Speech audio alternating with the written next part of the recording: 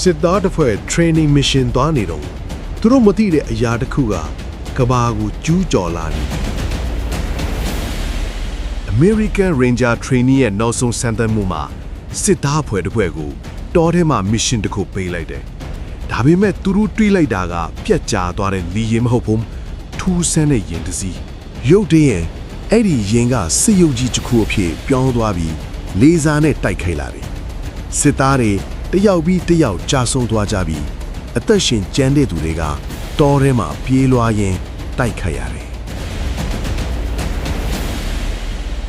Team leader ဖြစ်တဲ့81ကအားလုံးကိုဦးဆောင်ပြီး robot ရဲ့အားနည်းချက်ကိုရှာတွေ့လိုက်တယ်နောက်ဆုံးမှသူ dynamite လေးတွန်းပြီးအဲ့ဒီ alien robot ကိုဖျက်ဆီးနိုင်ခဲ့တယ်ဒါပေမဲ့အမှန်တရားကတော့အဲ့ဒီ robot ကပထမဆုံးတစ်ကောင်ပဲဖြစ်ပြီး alien invasion ကခုမှစတင်နေတဲ့အချိန်ပဲဖြစ်တယ်